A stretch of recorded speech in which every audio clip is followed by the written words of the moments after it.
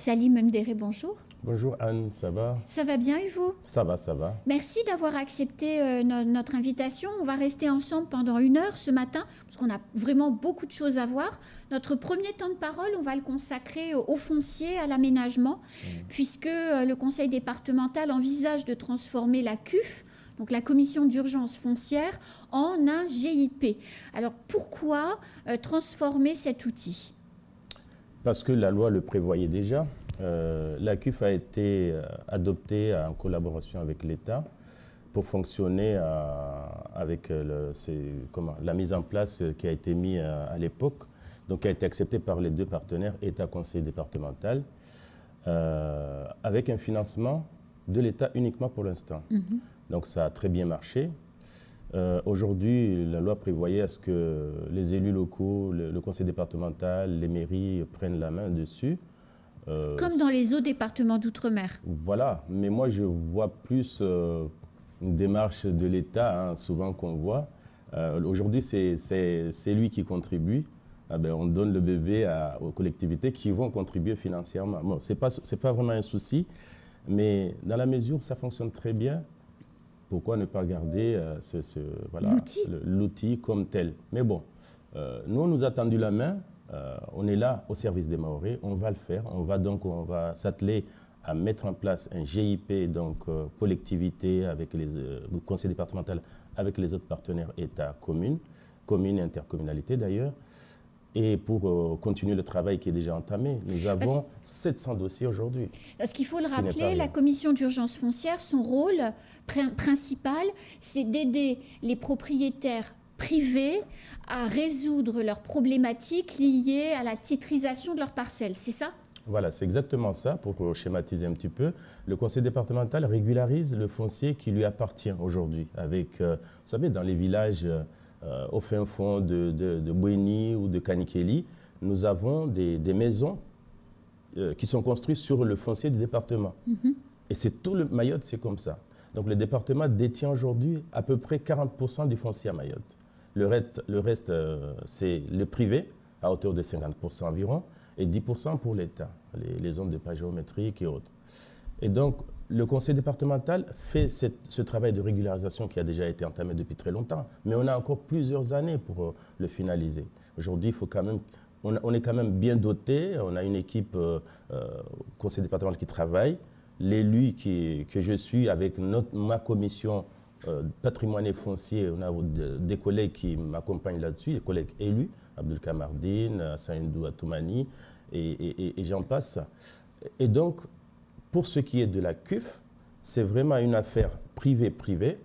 Et donc, c'est pour vraiment les Mahorais qui peuvent en profiter. Il faut aussi régulariser ça parce que dans les indivisions, c'est jamais facile. Alors, vous disiez 700 dossiers en stock, parce qu'on ne le sait pas, mais la CUF, la commission d'urgence foncière, prend des dossiers qui ont été montés avec l'appui de ses spécialistes, des dossiers en fait de propriétaires privés qui peinent à obtenir un titre de propriété sur leur parcelle pour 1000 raisons juridiques de complexité, et tous nos auditeurs et nos téléspectateurs le savent bien, et prennent des décisions pour dire, ben voilà, monsieur Untel, vous nous avez fourni tel et tel document. Effectivement, il peut y avoir une difficulté sur tel aspect, mais au regard de tout le reste, on vous déclare propriétaire de cette parcelle et un titre de propriété est émis. C'est bien ça le job de la CUF.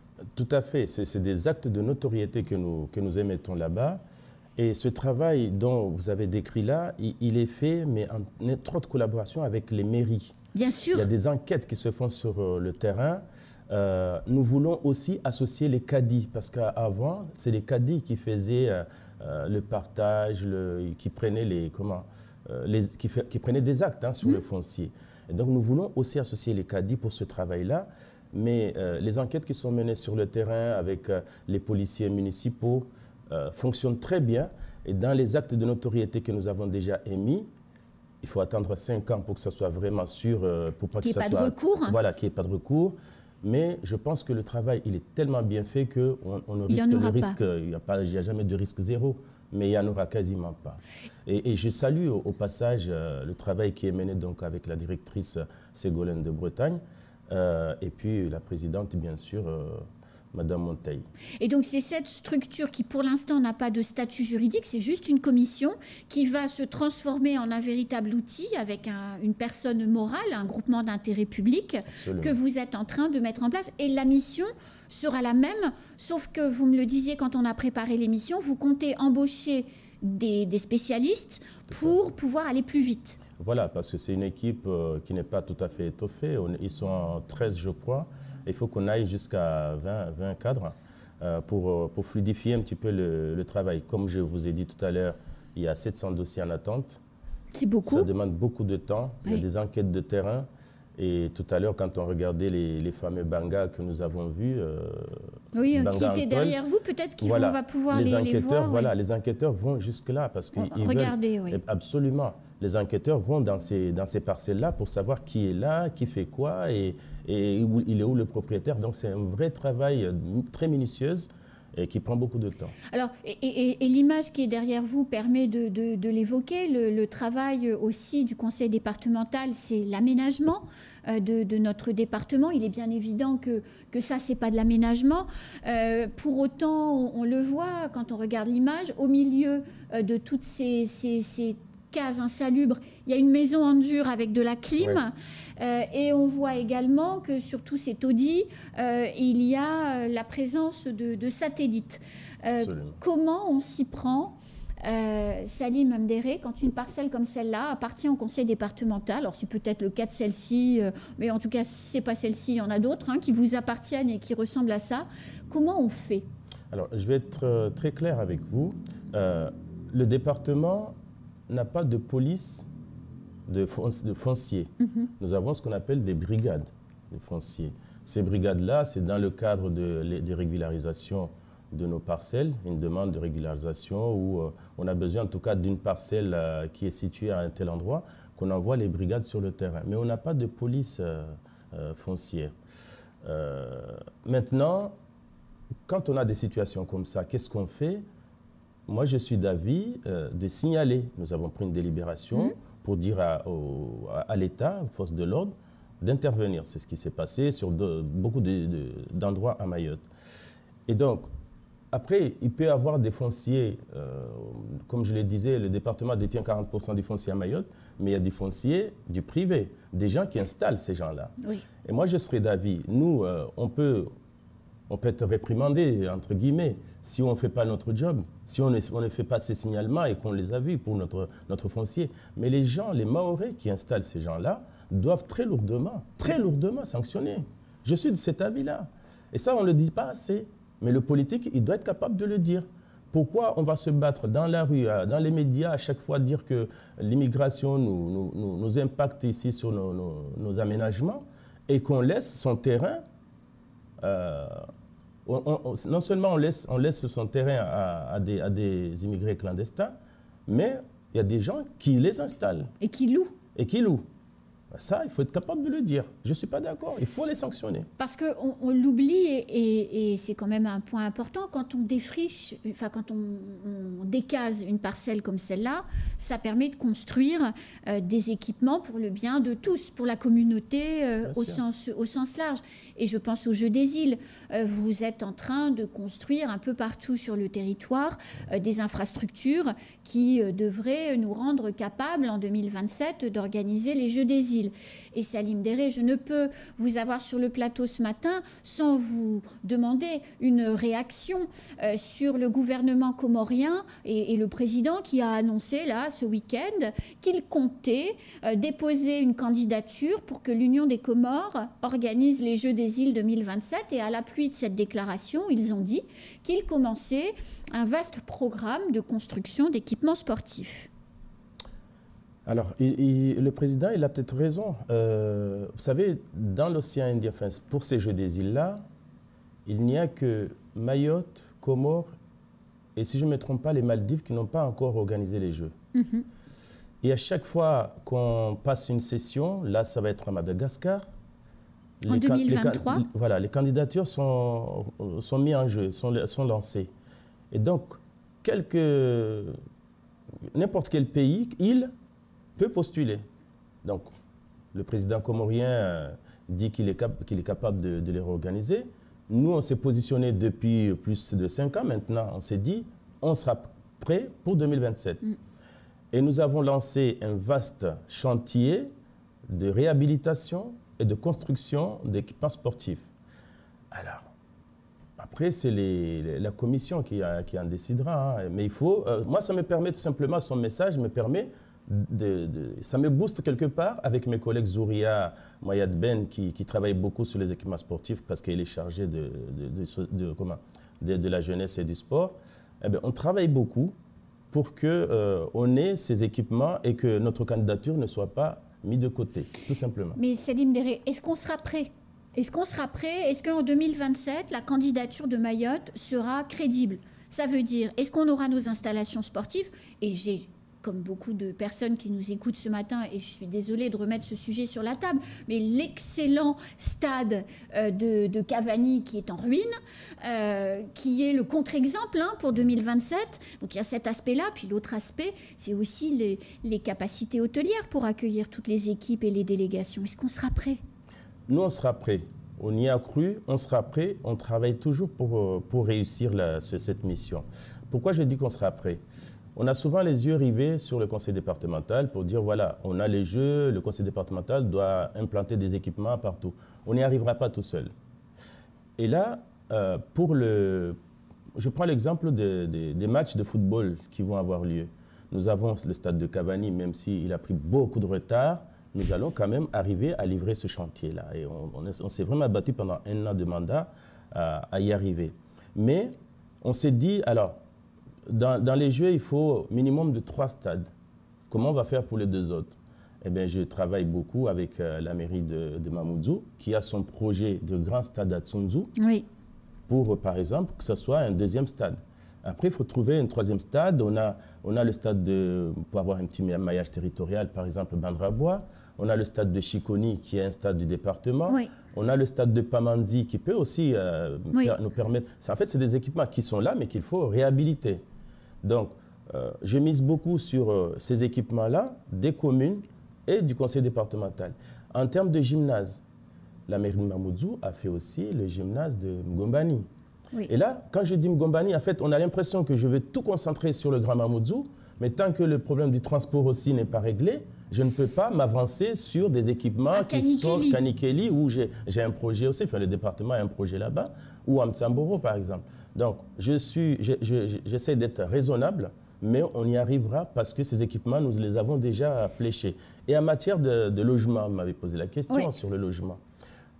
J'ai demandé à ce que nous travaillions avec la CIM, qui construit beaucoup de logements, parce que ça s'est déjà produit apparemment, pour que la CIM, qui est toujours dans une logique de construction de logement social, qu'on réquisitionne un bâtiment de la CIM nouvellement construit, Oui. eh bien, pour loger ces délégations-là. Si on n'arrive pas, on n'aura jamais assez d'hôtels d'ici Oui, là. bien Même sûr. si on aura les 80 chambres de l'aéroport, même si Ngouja va aller jusqu'à 60 chambres, ça ne suffira jamais.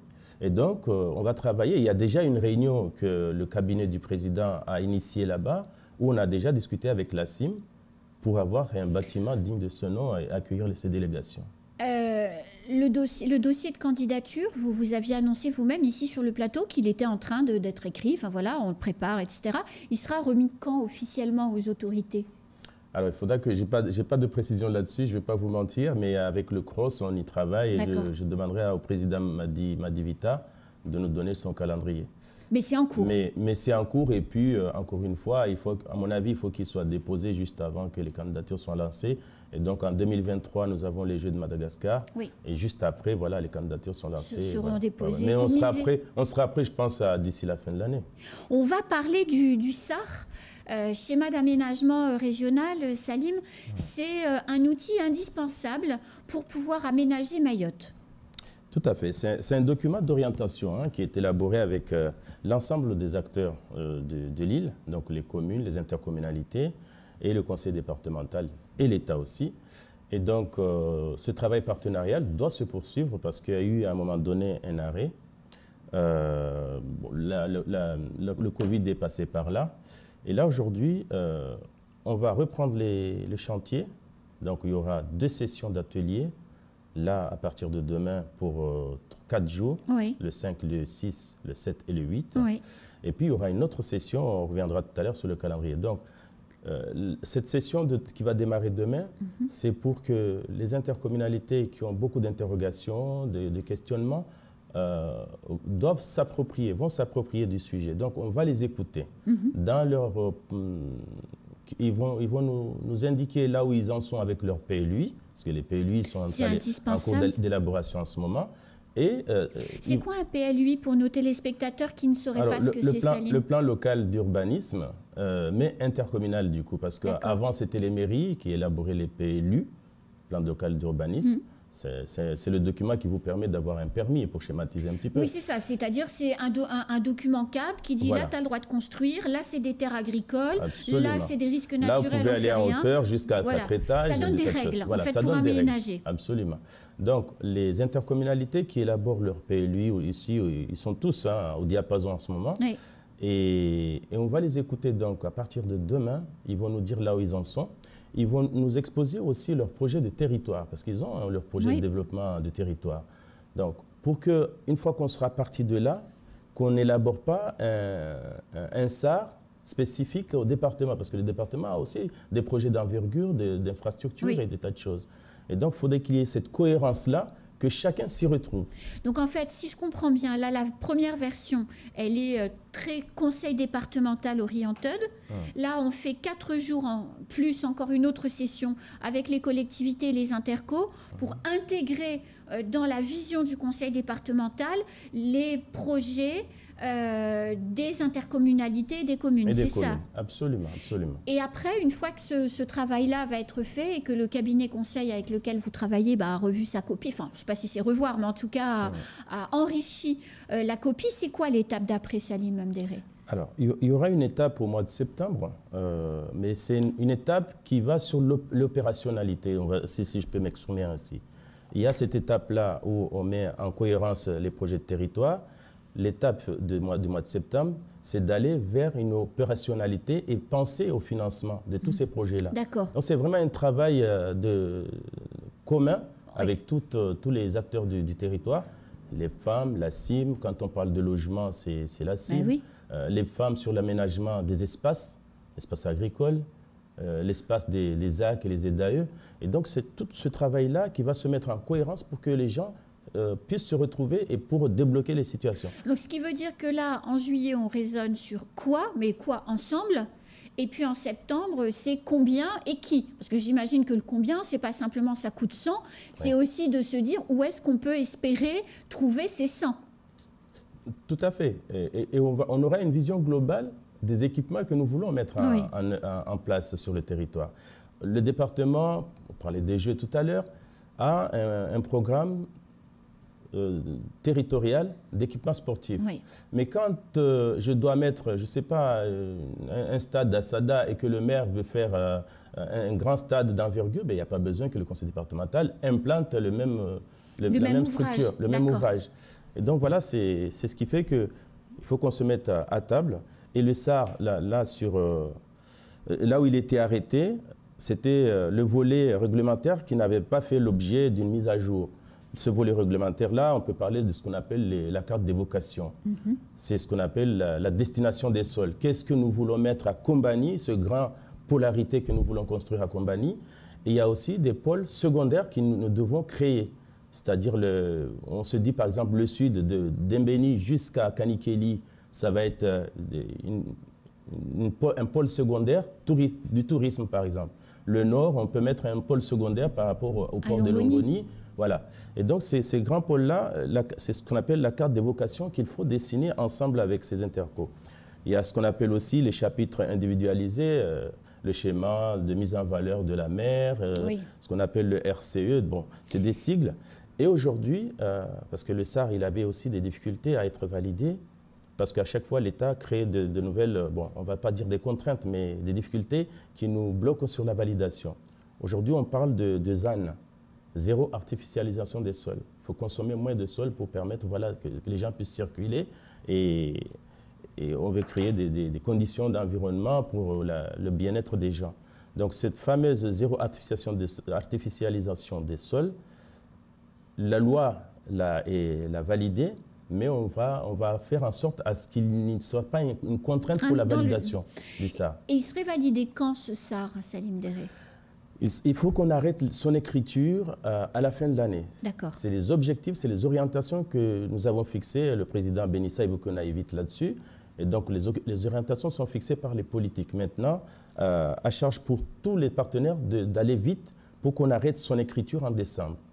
Et donc, c'est pour ça qu'on va faire ces ateliers-là. On va faire 2 sessions parce que de 2009 à 2020, à 2021, on va dire, il y a eu ces sessions d'ateliers qui étaient un petit peu implantées dans les intercommunalités. Aujourd'hui, qu'est-ce qu'on va faire? On va faire 2 sessions regroupées au CUFR de Dembéni.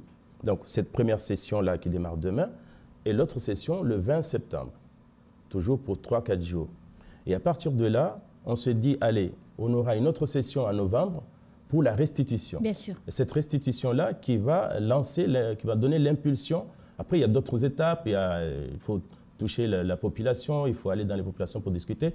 Et pour une validation au Conseil d'État à la fin 2023, avant la fin de 2023. C'est un long processus, oui. Mais il faut qu'on arrête son écriture. Aujourd'hui, on n'a pas arrêté son écriture. Bien sûr. Il faut qu'on l'arrête là, au mois de décembre. Entre décembre 2022 et la validation au Conseil d'État en décembre 2023, voilà. Il y a 9 mois, c'est une grossesse. On fait quoi pendant ce temps-là? Ben, ça sera comment on appelle ça, ce que je disais tout à l'heure? Il y a des navettes entre la population. Il y a le document, l'enquête publique. L'enquête publique, voilà. L'enquête publique, il y a des navettes avec la mission d'appui à Paris. D'accord. C'est un long processus. C'est un document qui fait plusieurs tomes. Et chaque tome qui fait 500 pages, oui, d'accord, c'est un gros travail. C'est un gros travail. Et du coup, donc, validation du Conseil d'État, on va dire dernier trimestre de l'année 2023. On le vote avant la fin de l'année 2023 ? Une fois qu'on aura arrêté son écriture, à un moment donné, il faut qu'on le vote justement pour qu'il soit accepté. D'accord. Pour qu'il suive son processus. Donc voilà, il y aura une première décision en 2022 ? Non, je dirais même 2023, début 2023. D'accord. Parce que là, on est dans un processus d'élaboration, d'arrêt de l'écriture. Okay. Donc, cette écriture-là, nous devons le valider en séance une fois qu'il est acté par tous les partenaires. Et ça sera début 2023. Alors, difficile, Salim, de vous avoir sur le plateau et de ne pas parler de la route départementale 1, puisqu'elle est départementale, donc elle est au conseil départemental. Et il y a une question qu'on se pose tous, est-ce que ce seront des travaux maniéniers pour la remettre en état, ou est-ce qu'on casse tout et on fait un truc bien ? Alors, il n'y aura jamais de travaux maniéniers. Si on se lance sur des travaux maniéniers connus à l'avance, ça n'a pas de sens.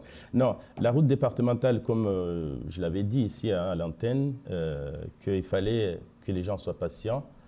Mais quand je disais les gens doivent être patients, je pensais surtout aux élèves qui se déplacent. Je pensais aussi aux marchandises qui viennent de Longoni.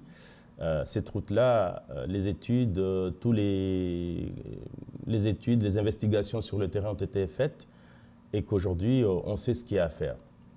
On va faire ce qu'on appelle des pieux, je ne sais pas comment ils appellent ça, des pieux, c'est des grands poteaux. Oui, pour planter la route dans le sol. Voilà.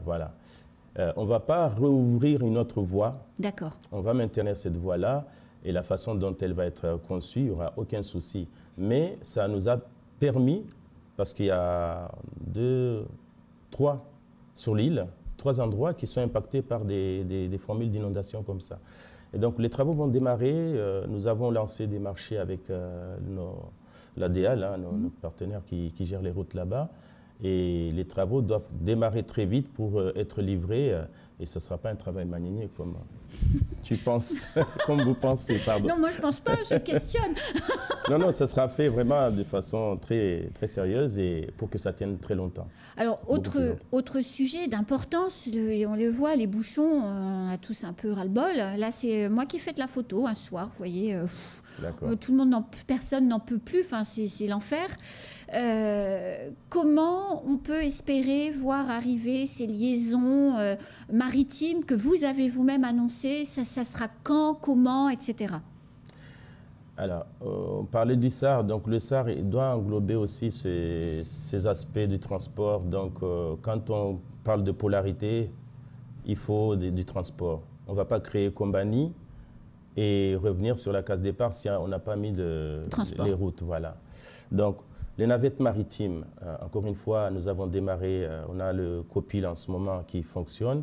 On a créé un comité technique qui travaille là-dessus, c'est-à-dire tous les partenaires, les intercommunalités, l'ADL et le conseil départemental, pour que nous puissions très rapidement, moi je disais une livraison en 2024, c'est tout à fait possible. Les gens sont excédés. Quand on parle de 2024, ils n'y croient plus. Ils n'y croient plus. Et puis bon, ils ont peut-être raison, hein. Mais nous, on est, l'équipe de Benissa est opérationnelle. C'est une équipe qui est sur le terrain. Chaque élu a ses missions, il les suit à la lettre. Quand vous voyez Zouria Moyad Ben, c'est une femme, elle est exceptionnelle, cette dame. Elle est tout le temps dans les manifestations, elle prend la température sur le terrain. Madame Bibi Chanfi, qui s'occupe du développement économique, c'est pareil. Messieurs Saïdou Malidé, qui s'occupe de la formation, on travaille. Tous les jours, du coup. Mon ami Madivelou, pour le social, il est irréprochable aujourd'hui. Donc, on ne va pas se vanter de cette manière-là, mais j'ai envie de dire que l'équipe est vraiment engagée à faire de la réalisation, à aller sur l'opérationnel encore une fois. Donc, les navettes maritimes, on s'est mis d'accord avec les partenaires, les intercommunalités, que ça va être une maîtrise d'ouvrage du conseil départemental, mais on travaille avec les intercos pour qu'on ait un départ de Iloni vers Mamoudzou et de Longoni vers Mamoudzou. Et ce sera avec une livraison en 2024. Et il n'y aura pas de voitures dedans, ce seront que des gens, enfin des personnes. Et donc ce seront des navettes plus rapides. Ce ne sera pas des barges comme on les connaît aujourd'hui, ce sera d'autres embarcations pour aller plus vite. C'est des navires qui vont aller beaucoup plus vite et qui mettront environ 30 minutes maximum, 20 à 30 minutes. Si c'est des navires qui ont le rythme des barges, oui, ça va être très compliqué. Un peu compliqué. Voilà. Et donc il va falloir lancer les marchés rapidement pour équiper le département pour 2024. Tout à fait. En fait, on lancera les marchés et même pour la gestion même de ces navires-là, ça peut-être pas le STM. La vision du département aujourd'hui, c'est pas de mettre encore le STM dedans. Parce qu'on sait qu'on a des difficultés au niveau des STM pour la gestion de. Donc peut-être une entreprise privée avec une DSP. Pourquoi pas, avec une DSP, pourquoi pas, oui. On va voir toutes les formules juridiques qui nous permettront d'exploiter, voilà. Alors, et donc il y aura des marchés qui vont être lancés pour l'acquisition, pour la gestion, l'aménagement, la gestion, oui. Dernière question, Salim Derri, puisque le temps tourne. La gratuité des barges, le président Benissa, ici même, il était assis à votre place, avait dit pour la rentrée, c'était il y a quelques mois. La rentrée, c'est demain maintenant, alors la gratuité des barges? Demain, c'est dans 2 mois. Oui, nous avons acté ce principe. C'est vrai, ça fait beaucoup parler, mais ce n'est pas cette gratuité qui va nous plomber sur nos financements. Le piéton paye aujourd'hui à peu près 70 centimes. Et dans l'année, on a évalué ça en gros à 600 000 euros. Bon, nous avons quand même une situation financière assez saine et que ce n'est pas les 600 000 euros qui vont nous plomber. Et puis, bon, en fait, nous, on s'inscrit dans une démarche de continuité territoriale. C'est ce qu'a expliqué Benissa. Absolument. Aujourd'hui, nous avons 2 îles sur le territoire, la Grande Terre et la Petite Terre.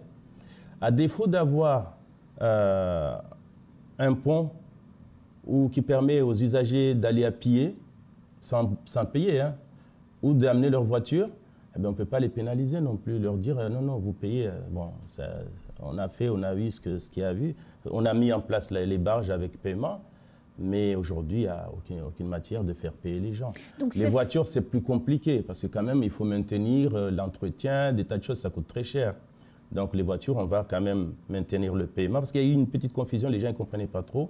Mais les piétons, allez, franchement, pour la continuité territoriale, ben, les scooters, c'est un véhicule. Hein. C'est un véhicule. Donc 2 € pour les scooters, 15 € pour les voitures. Pour l'instant, c'est ça. Alors si on doit revoir la tarification, pourquoi pas. Mais les scooters, moi, je suis d'avis qu'on augmente un petit peu. Parce que qu'est-ce qui se passe? On n'a pas suffisamment de routes ici. Et quand vous faites payer le scooter à 2 €, non seulement le taximan de Petite Terre et de Grande Terre ne gagne pas, mais ils viennent surcharger les routes ici. Oui, mais il y a besoin et il y a des scooters partout et ça crée des accidents. Donc moi, les scooters, je serais d'avis qu'on revoit quand même. Et du coup, c'est quand alors la date où on ne paye plus la barge, quand on y vient à pied? Ah oui, oui, la date, oui. Ah oui, vous m'avez posé la question. Ah Ça, oui. le président Benissa, il a dit à la rentrée. Donc la rentrée, allez, vers le 25 août, on va démarrer le 1er septembre. Donc le 1er septembre, on ne paye plus la barge. Inch'Allah, oui. Et bien ce sera le mot de la fin, Salim Déré. Ah ben merci beaucoup. Merci beaucoup à vous de ce temps que vous nous avez consacré et à très vite. À très vite et bonnes vacances si jamais on ne se revoit pas d'ici là. D'ici là, c'est la fin de ce temps de parole. Tout de suite, la suite de nos programmes.